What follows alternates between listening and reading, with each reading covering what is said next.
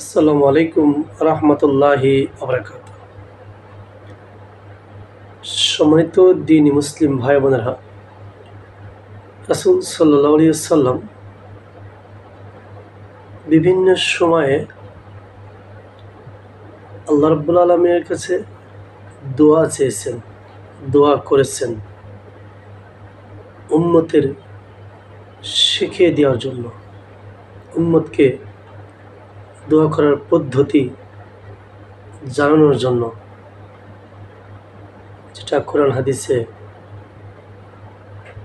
বিভিন্নভাবে বর্ণনা করা আছে।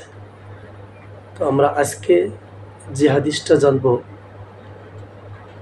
নবী সাল্লাল্লাহু আলাইহি সাল্লাম এই হাদিসের মাধ্যমে আল্লাহর কাছে কি দোয়া করেছিলেন, কি চেয়েছিলেন।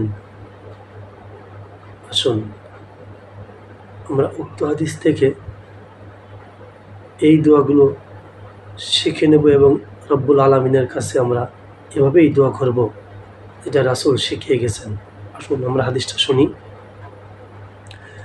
ইবনে উমার রাদিয়াল্লাহু আনহু থেকে বর্ণিত, রাসূল সাল্লাল্লাহু আলাইহি ওয়াসাল্লাম এর একটি দোয়া ছিল, হে আল্লাহ, তোমার যে নিয়ামত আমি লাভ করেছি তা যাতে আমার কাছ থেকে ছিনিয়ে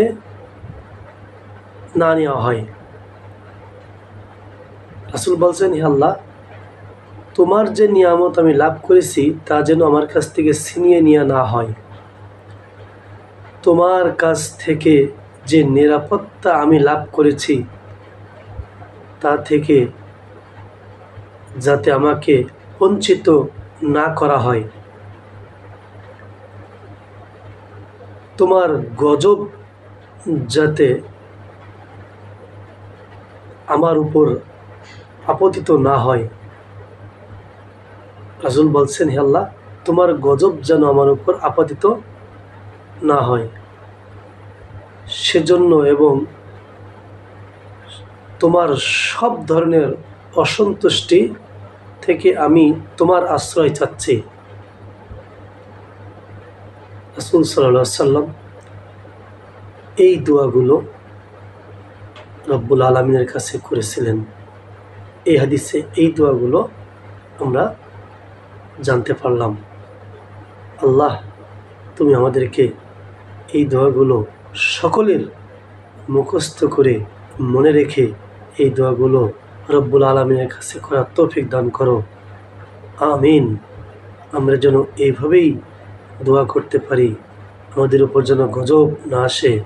রব্বুল আলামিন, তুমি আমাদের তৌফিক দান করো, আমরা যেন দোয়াগুলো মুখস্থ করতে পারি। হাদিসটি সহিহ মুসলিম থেকে বর্ণিত। আসসালামু আলাইকুম ওয়া রাহমাতুল্লাহ।